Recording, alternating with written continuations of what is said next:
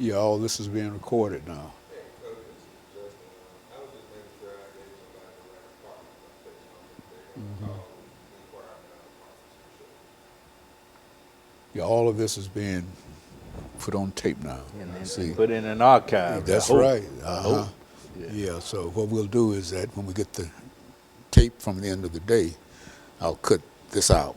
And then we'll have the show, but we'll also have about 8 or 10 minutes of I see. us doing nothing but being on television. Yeah. Yeah, God is good.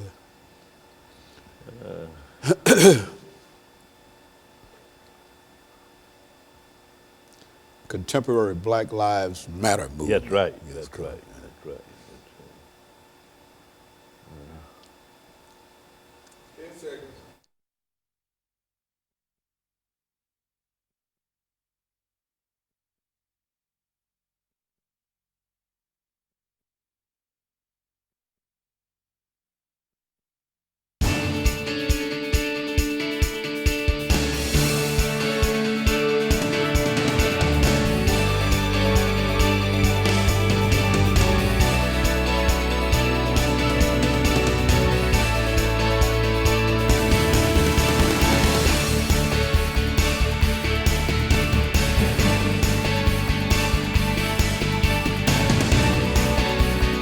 Thank you and welcome to the show this morning. The topic this morning is the contemporary Black Lives Matter movement. And we're fortunate to have with us to talk about the contemporary Black Lives Matter movement, Dr. Louis Baldwin.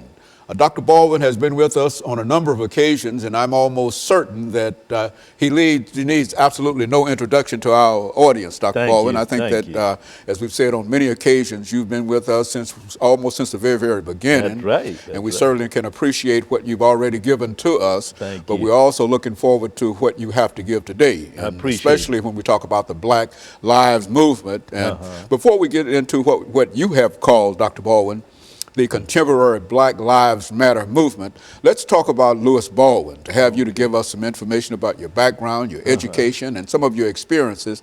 And then by the beginning of the second segment, then we'll have an opportunity to get into an introduction to the so-called Black Lives Matter movement. Let's do it from that perspective. Well, I'm a native of Camden, Alabama. I grew up there in Wilcox County, Alabama, which was called at that time the Alabama Black Belt. I attended schools in Wilcox County. I graduated from Camden Academy High School in 1967. And from that point, I matriculated at Talladega College in Talladega, Alabama, majored in history. 1971, I graduated with a BA degree in history. And from that point to Crozer Theological Seminary in Rochester, New York, where I received the MA and MDiv degrees. From that point, of course, to Northwestern University, where I received the PhD degree in 1980 in American Christianity. And from that point, of course, I've been involved in scholarship and teaching. I taught at Worcester College in Ohio, Colgate University in New York, and for 30 years I taught at Vanderbilt University here in Nashville.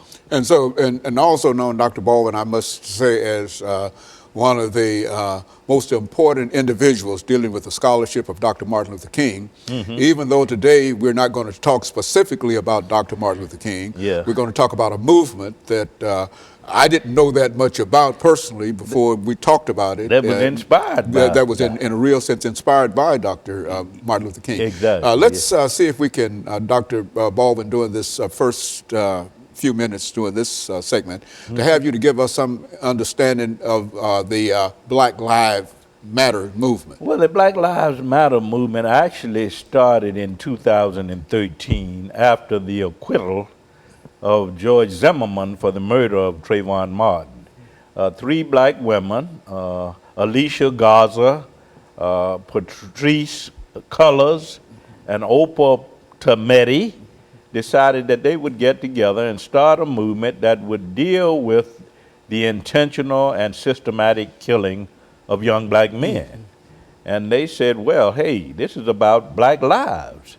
So what we want to do is to go on social media and to sort of promote this idea that black men are being systematically and intentionally killed, not only by vigilantes, but also by police.